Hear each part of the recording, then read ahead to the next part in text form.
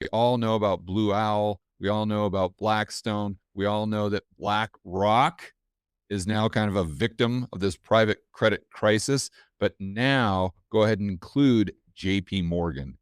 And this is where it could get systemic. By definition, what is that doing? That's reducing liquidity in the system at a time when these private credit guys and the guys with the 500 credit score, by the way, really need that liquidity. It dries up and it all happens at once. It's like going bankrupt. It happens very, very slowly and then boom, all at once.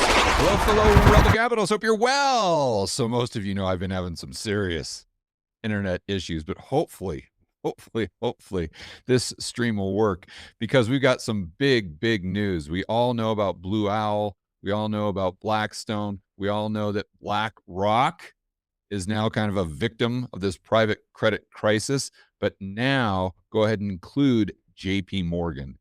And this is where it could get systemic. But what we want to do first is go over what's happening in CNBC and then dive into the details and then think through how this private credit business model, if you will, actually works to try to determine what the systemic risks actually are. We're going to go over to CNBC and they got a quick video on it. So let's do this summary. I'll give you my response to this. And then we'll go into a Bloomberg article that dives into some greater detail here. Because, by the way, it's not just JP Morgan. We had another cockroach, another private credit cockroach come out today and announce that they're having all of these redemptions. They're having to fire, sell assets. And now it's not just impacting the assets on the cockroach's balance sheets. It's impacting the banks, JP Morgan, and even more importantly, it's impacting the collateral. You guys know how important that is to the global monetary system. That's where it really gets systemic. But let's start by going over this quick summary here. Report said JP Morgan was marking down software portfolios and limiting lending. Leslie Picker is here with more on that story, Leslie, and how much we should read into it. Hey, Sarah. Yeah, we've confirmed those reports, and this really involves leverage that JP Morgan is providing to private credit funds that the asset managers essentially use to juice their own returns, known as back leverage. The collateral for this type of financing is the underlying loans for those private credit funds, and that is what is being slightly marked down, according to two sources close to the situation. Now, okay, let me give my comments here just to make sure that we're following this. And you guys know from watching my videos, I've been talking about this model for a long time. You've got a garbage borrower. Let's just use an actual person because we can all relate to that. And we'll use a mortgage. So you got a 500 credit score guy. Well, the bank won't lend to him directly. There's no way. So what happens is the Blue Owl or private credit comes in, they borrow because they got the 750 credit score. Then they go ahead and lend to the guy with the 500 credit score. And then they charge them a higher interest rate than they're getting from the bank. They pocket the spread. Now, there's also an equity component to it as well on the debt side of it, just to keep things super simple, right? But that loan that the private credit guy makes to the guy with the 500 credit score, that's the collateral, believe it or not, for the loan that they got from the big bank, Wells Fargo, JP Morgan. So what you have is the private credit guys having to say, oh, yeah, it's not 100 cents on the dollar, it's 50 cents on the dollar. And therefore, they're getting all these mass redemptions that are making the problem even worse. But then that potentially blows a hole in the balance sheet of JP Morgan, right? Because they're using that as collateral. They also have to write that down, which does what to lending standards, or what does what to money. It tightens it, right? It reduces the amount of liquidity because now, and what JP Morgan is saying is, okay, no more. We're done. We're out. They're saying we are not going to lend to these private credit guys anymore. So by definition, what is that doing? That's reducing liquidity in the system at a time when these private credit guys and the guys with the 500 credit score, by the way, really need that liquidity. It dries up and it all happens at once. It's like going bankrupt. It happens very slowly and then boom, all at once. I'm told that JP Morgan essentially took this moment, did some additional due diligence across the financing portfolio, went name by name, and then had an overlay of the macro outlook. And from there, they determined that the loans were too highly valued. In this environment, a lot of this has to do with the revaluation of software. Now, what does this all mean? First, let's be super clear that this is not JP Morgan clocking a bunch of losses, but rather what they see as a preemptive move. But it never starts that way, does it? I mean, think back to the, and I'm not saying this is going to be a GFC 2.0, but go back for those of you who were adults and remember 2007 and 2008 really well. Did it start with just Lehman Brothers blowing up? No, it starts where there's just a little crack in the dam. And they always say, oh, this is just nothing big. This is minor. They just sweep it under the rug. And they're like, oh, this is fake news here. You guys are just over exaggerating the risks. You're just fear mongering. They always say that. And like, oh, the rest of the balance sheet is bulletproof. The rest of our loans are rock solid. This is the ruse. This is the script that these guys use every single time. They never, ever, ever come out and say, holy cow, pants on fire.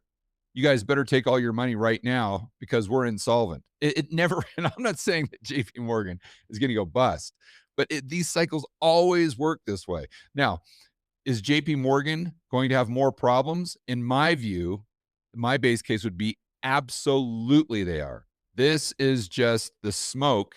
And where there's smoke, we are definitely going to see fire.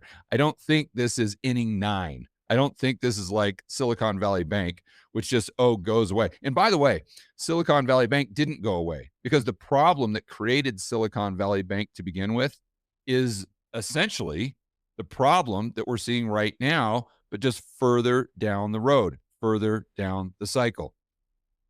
So bottom line here is this is not, in my view, the last problem that you're going to hear in terms of private credit and the cockroaches impacting Jamie Dimon's balance sheet. And it'll probably throw in there Wells Fargo, Bank of America. I mean, the tide's going out, guys. One source described it to me as a pumping of the brakes versus hitting a wall. There are not an onslaught of margin calls. It also does not. There never is. There never is. You never just hit the wall. That doesn't happen. Even in the GFC, you always pump the brakes before you hit the wall. Mean that private credit clients necessarily need to immediately post more collateral only if they want more leverage. Now, what this does is limit the borrowing capacity for some private credit managers from In other words, it tightens money. JP Morgan. It also adds another data point to the debate over whether the current valuations being disclosed across private credit are too lofty, given the feature of private markets is that the markings happen less frequently. Of course, they're too high. But what happens also with JP Morgan coming out and saying, oh, well, we're not demanding that they put up more margin, because they know if they did that, then it's a self-fulfilling prophecy. I think I just had a light go out. So I'm sure the quality of this stream absolutely sucks, but as long as the audio is there, guys, that's all you need. That's all you need. So they're not going to come out and say, yeah, we need margin, because then, or they're going to post more margin, because then it's a self-fulfilling prophecy. The market sees that, and then they really fire sell everything, and then they really demand redemptions. And then you're basically just putting a gun to these private credit guys' head and just boom, pulling the trigger, getting them out of their misery. That would be kind of like, that would be like the nuclear option, right? So they're not going to do that. So they have to tap dance around that as much as they possibly can. In response to some of that broader criticism, Apollo's co-president John Zito saying in a Bloomberg interview that the firm plans to start reporting their net asset values on a monthly basis, with the ultimate goal of disclosing on a daily basis, plus third-party valuations, guys. Also, Leslie, meantime, there's this piece about PIMCO warning about bad underwriting, and then these Cliffwater 7% plus redemption rates. That's what we're going to get into as well. You hear Cliffwater. That was the one, I'm not going to say blew up, but that's the one that is the next blue owl that we just found out about today. Concerning, not? So we'll get the official number hopefully this morning. They were supposed to come out either last night or this morning. When we interviewed Boaz Weinstein, he also pointed Cliffwater as one to watch, that they're watching super closely. And he expects those numbers to be somewhere between 10 and 20%. So again, that would be higher than 7. We'll see if it goes as high as 20%. We should get those official numbers shortly. But So what she's saying there, just so you guys are following, is this Cliff Water came out today. It might have been late last night, and revealed that they have all these redemptions or redemption requests, and they don't know what to do with it because they're having to write down a lot of their loans or a lot of the assets on their balance sheet. Just the same story as Blue Owl. I mean, it's just like it's like a broken record here. And right now they're at 7% redemptions. But what she is saying is that experts have said they wouldn't be surprised if it went up to 10, 15, 20%. Now, if you have 20% redemption requests and you're trying to fulfill those with highly illiquid assets, even if those assets are trading at 100 cents on the dollar, or even if those assets are valued at 100 cents on the dollar, if you have a fire sale, you're not going to get 100 cents on the dollar. You might get 70 cents on the dollar if you're lucky. And that's if the values are actually 100 cents, which they most likely aren't. So you get 20% redemptions and you try to fulfill that, you're pretty much done. And then if you're done, if you blow up, then what does that happen to, or what does that do to all the people that you borrowed from, like JP Morgan? And then what does that do to their view of lending money throughout the rest of 2026? They try to tighten things up as much as they possibly can, which reduces liquidity, which makes money in the financial system even tighter than it otherwise would have been, which exacerbates the problem. But I think, in terms of the underwriting standards, that's something that people have been calling out for a very long time because this is an asset class that's grown super quickly. So you have this dynamic of needing to find assets, and sometimes that supply-demand dynamic can create some essentially desperation. And Okay, so we get that. Let me go back and make sure that the live stream is working. It looks like it is. We'll keep our fingers crossed here with the internet. Now let me switch up the screen share because I want to go over to this Bloomberg article that gets into more detail. So then we can determine if there are some serious systemic risk, which you guys know my conclusion. The answer is going to be yes. But I never want to come out and say that I think things are deteriorating in the economy without giving you proof.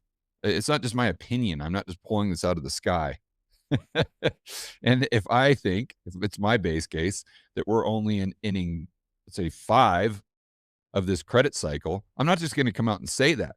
As you guys know, that's why you watch my videos, hopefully, because I'm going to give you backup as to why I have these beliefs. Okay. So hopefully we've got the screen share working here. Hopefully you guys can hear me. Hopefully you guys can see me. Let's go over to that Bloomberg article that I was referring to. Here we go. JP Morgan restricts private credit lending after loan markdowns. So first thing I highlighted, the devalued loans are to software companies. This is where it gets really interesting because software, everyone is lending. Everyone is lending. That was one of the major borrowers, as well as multifamily. I mean, they were lending to a lot of different people. There were a lot of 500 credit score guys out there, is my point. So the middleman there, the Blue Owls, they were lending to a lot of these software companies. Now we're seeing things come out like, I'm sure you guys have heard of OpenClaw. And if you haven't heard of OpenClaw, look it up. It's going totally viral with kind of the tech people on the internet. And this is this AI agent that basically lives on your computer, if you want it to, and does all these different tasks. And one of the tasks that it can do is code apps and get them like 90% of the way very, very quickly. And you have to understand that it's only going to get better from here. So people are looking around at all these software companies and be like, well, wait a minute. Let me give you an example. Let's say QuickBooks. Let's say you use QuickBooks. I use QuickBooks. I've used QuickBooks for literally decades. So in the very near future, what's likely going to happen is you can just tell your OpenClaw or whatever it is, AI agent, to make you a customized accounting software app. And within 10 minutes, you've got it. And why are you going to use QuickBooks? Like the answer is you wouldn't. And so this is probably going to be a reality very, very soon. So what's happening is we're getting all of these advancements in AI, and people are looking at these software companies like Intuit is the group that owns QuickBooks, I believe. And I'm just using them as an example. And they're saying, well, these guys, what's their model? Like, how are you going to make money? Like, you're done. Like, you're basically a VHS tape. If you guys remember, you're basically a CD, and we're moving on to MP3s. That's what's happening. And so then they're looking at, and by the way, just so you guys understand the analogy, the software company is the 500 credit score guy, right? So they're looking at that, and this guy's done. He's toast. And so then they're like, okay, well, there's private credit. They're marking that at 100 cents. No way. That's probably 10 cents at the most. And so then JP Morgan sees that as their collateral. They say, oh, crap. We're going to have to go ahead and mark that down to 10 cents as well. And then all of a sudden, that blows a hole, not a big hole, but blows a hole in their balance sheet, which could get a lot bigger, right? And then they're saying, okay, no mas, we're cutting you guys off here. Wall Street lenders like JP Morgan act as banks to private credit funds. I've been saying for the last few months, providing them with cash using their loans as collateral. A reduction in the value of those assets will curtail the amount of the bank is able to lend to these funds. In other words, liquidity dries up, money gets tight, which again exacerbates the problem, takes you into that doom loop, heaping further pressure on an industry already grappling with a succession of hefty withdrawals from retail investors. It's not just retail, it's pretty much all investors now, spooked by renewal scrutiny of underwriting standards, or let's say lack thereof, and developments in AI. Cliffwater, now this is the new guy on the block. This is the new Blue Owl that just revealed, and it's like a $33 billion fund, by the way, that the article here says they're the latest private credit firm to face redemption requests of excess of 7% from its flagship fund. This is according to Bloomberg today. So put them right in line with BlackRock, with Blackstone, with Blue Owl. And oh, by the way, if you guys haven't been paying attention, there was a big private lender in the UK that blew up. I think we're going to get into that in this article. So a person familiar, let's keep going here. Diamond warned in October that more cockroaches. Yeah, but he didn't say that he was one of the cockroaches. That's probably why Jamie Dimon is so he's like a soothsayer, right? That's why whenever he says something, it comes true within like 2 or 3 weeks. That's why he's so prophetic, because he's one of them. So there's been a lot of dumb underwriting. That's because he's one of the guys that's doing the dumb underwriting. Oh yeah, once you see one cockroach, you see a lot more. Yeah, because he's one of the cockroaches. Okay, so he's saying that more cockroaches would surface in the once booming but opaque world of private lending, where prices aren't typically disclosed. Since then, some investors in the sector have brushed off the jitters. Yeah, good call, guys. Good call brushing off those jitters. Just whistling straight by the graveyard. Those are the guys that say, oh, you're just fear-mongering. Oh, George, I watch your videos and you're talking about private credit and issues in private credit. I don't see any collapse yet. Yeah, I'm out there buying the S&P, buy the dip. Okay, yeah. Keep doing that, and keep just burying your head in the sand like an ostrich and just hoping all this blows over. That's usually not a good investment strategy. Getting back to the article here. Wall Street banks have been the staunchest financial supporters of the private credit industry, lending about $300 billion to the credit funds in June. So it's not just the $300 billion, right? It's what the write down of the $300 billion does to liquidity in the financial plumbing. That's really what we got to focus on. But let's move on here. So JP Morgan had about $22 billion in exposure. Right, but so that's direct exposure. How about all the other loans that JP Morgan made, not to private credit, but to other entities that lent to private credit? You see, the $22 billion, that's only the direct exposure. We need to think about the indirect exposure as well. And that's where it goes into a financial crisis, just like we saw during the GFC. So facing increased regulation in the wake of the financial crisis, banks offloaded much of their risky lending to these blue owl guys. So good job. Way to go, government. Woohoo. Good job, regulators. This is why when people bring up things like a 10% reserve requirement, I always just laugh. I'm like, look, you think a 10% reserve requirement is going to get in the way of a bank making a loan, whether it's through an offshore entity or maybe it's through a wink, wink deal with a private credit? Of course, look, if they can make money, they're going to do the deal. I don't care what type of regulation you put in their way, they're just going to get around it. And usually getting around it is worse than them doing the deal directly, as we're seeing right now. So here's where we get into this being a global issue. And again, just looking at the systemic risks here. But the strategy is wobbling with the recent collapse. They're talking about, I don't know how you could call this a strategy, but that's what they're referring. That's the terminology that they're using to describe this business model.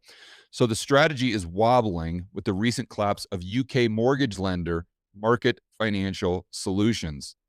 That's hitting real close to home. Mortgage lender. History doesn't repeat, but it rhymes. MFS borrowed more than $2 billion from backers, including Barclays, Apollo, Atlas, claimed to be operating one of the UK's biggest providers of short-term bridge loans until its February 25 collapse. So the main takeaway, if you guys can still hear me, is you've got the 500 credit score guys, you've got the private credit in the middle, and you've got the banks. And the systemic risk is that these guys blow up, blows a hole in their balance sheet, blows a hole in their balance sheet. It doesn't take them out, but increases lending standards, reduces liquidity, and makes money extremely tight, which makes more of these guys blow up, which makes more of these guys blow up, which creates a bigger hole in the balance sheet of these guys. That's the doom loop. And that's how these cycles usually play out. We've seen the boom. We've lived through it. And everyone was just, dancing while the music's still playing. But what we're seeing right now is the music is stopping. And the tide is going out. And these cycles, these credit cycles, are going to cycle, whether we like it or not. So the question is, what do you do about it? And you guys mostly know what I'm doing. If you want to check out more of what I'm doing in my own personal investment portfolio, or what we're talking about, Rebel Capitalist Pro, which is the investment service that I have with my good friends Chris McIntosh, Brent Johnson, Patrick Stresna, just to name a few. We'll put a link in the description below. But the bottom line is, this is something, guys, you have to pay attention to. You have to. Even if you're one of these retirees with a 401k and you got plenty of equity in your home and you just want to go play golf, or you want to hang out with your grandkids, you want to just pretend that none of this is going to impact you. Look, this could be very similar to the GFC. It might not play out the exact same way, but it could be very similar in the sense that it impacts almost everybody. It impacts almost everybody in one way, shape, or form. And you can either prepare or you can be a victim. The choice is yours. The choice is yours. Because right now, we very well could be at the latter stages of 2007 or the beginning stages of 2008. And if you prepare for it, fine. You haven't lost anything. What's your downside to being prepared? What's your downside to thinking this through? What's your downside to considering the probabilities that we're only in inning 5 of this credit cycle, and this could and likely will have a lot of systemic risks? Like, that's the point. All right, guys, enjoy the rest of your afternoon. As always, make sure you're standing up for freedom, liberty, free market capitalism. We'll see you in the next video.